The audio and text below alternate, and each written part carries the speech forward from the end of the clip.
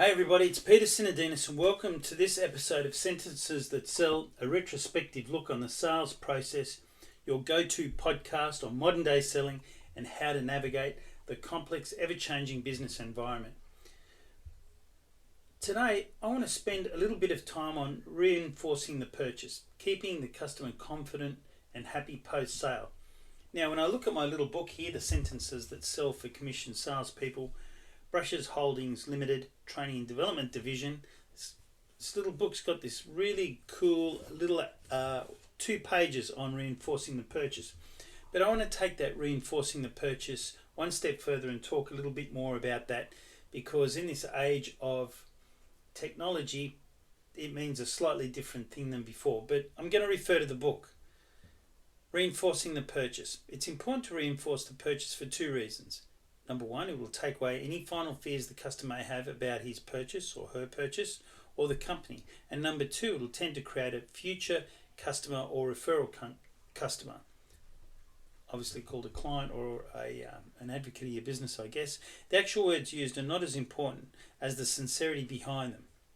So don't be funny or flippant. Be serious and sincere when you're reinforcing the purchase.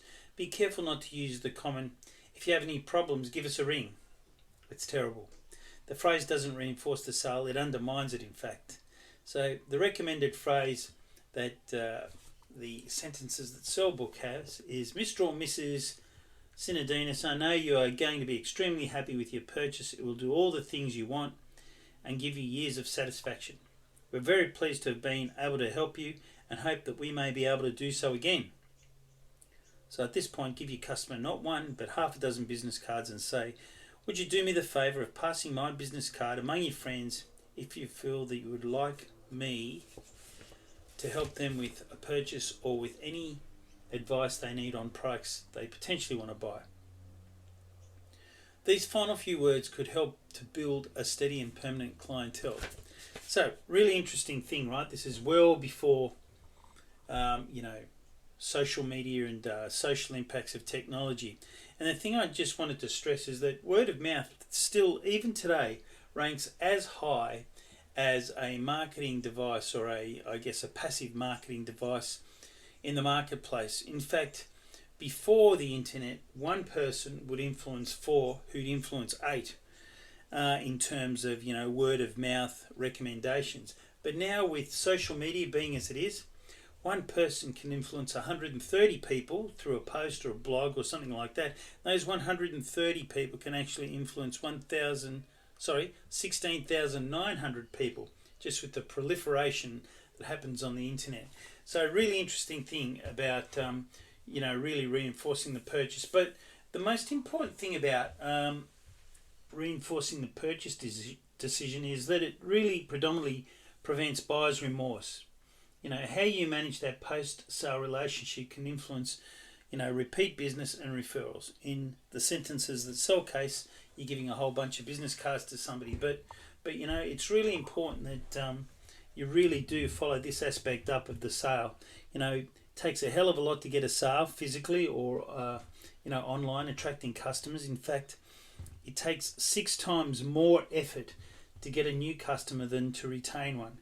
So, the importance of reinforcing the purchase means that, genuine follow-ups solidify the customer's satisfaction.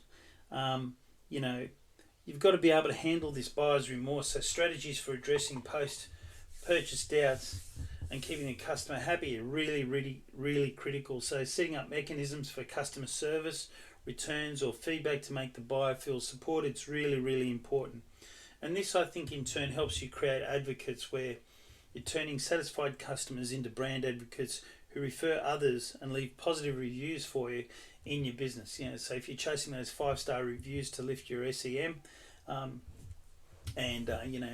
maximize your search engine optimization online, well, this is a very, very critical aspect of it. Now, if you go too early, could you imagine a situation where a customer buys a new pair of shoes and the next day the salesperson calls and says, hey, it's Johnny from the store, just checking in to see how you're loving those shoes you bought from me.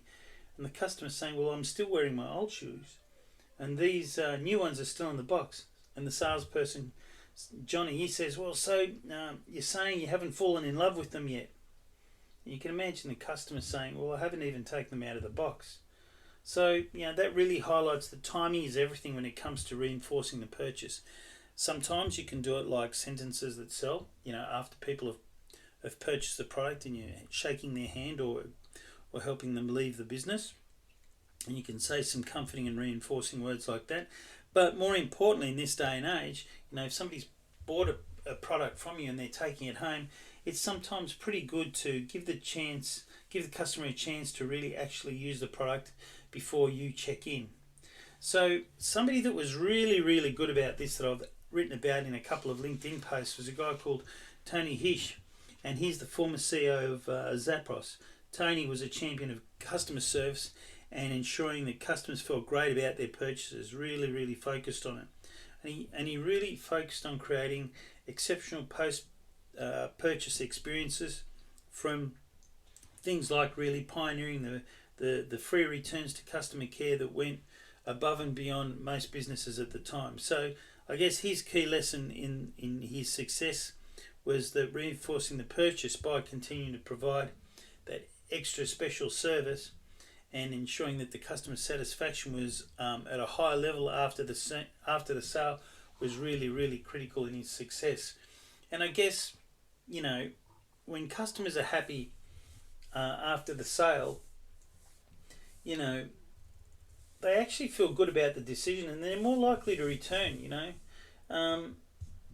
As we said, we want to avoid buyer's remorse. People buy emotionally, then they defend their purchase logically. So I can imagine if somebody buys a new pair of shoes, they go to a barbecue and somebody brings up that, oh, you're wearing a new pair of shoes, and as it happens, sometimes people say, I love the look and feel of them, I love the look of them, but maybe I would have gone for a different colour. They start to question whether their purchase was right. Well, I can tell you now, if you've handled the reinforcement of the purchase the right way, you have nothing to worry about, and in fact, you've made sure that you've got a strong relationship with this client. So at some point in time, you will need to follow them up, and I recommend highly following up your customers, but you've got to make sure that the timing's right, like we said before when we had that little example that I gave. So a line that I've used before is, hey, Sino, I just want to check in and see how you're enjoying your new product.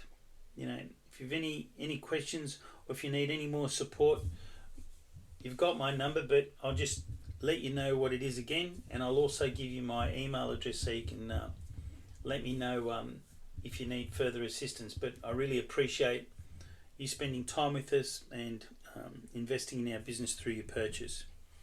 So the most important thing out of all of that, though, is setting up a structured customer follow-up plan. So through experience, you'll ascertain the right sort of time that you should be calling a customer to ensure everything's going smoothly.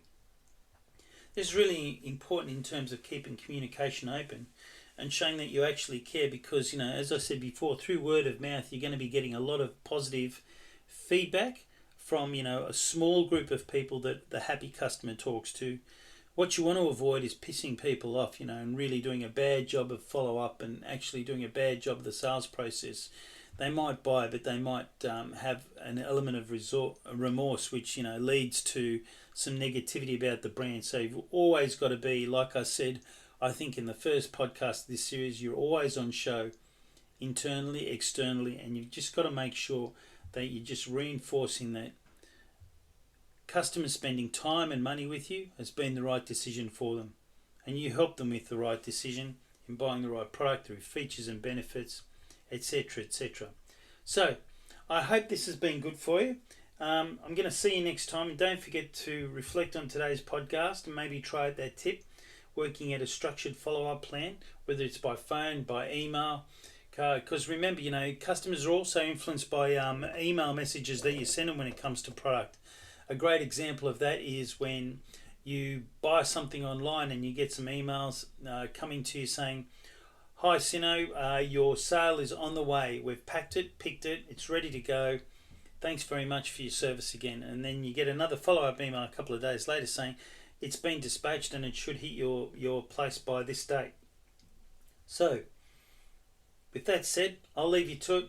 Have a great day, but remember, reinforcing the purchase and keeping customers happy after the sale is critical for your ongoing success and sustainability as a business. See you next time. Bye.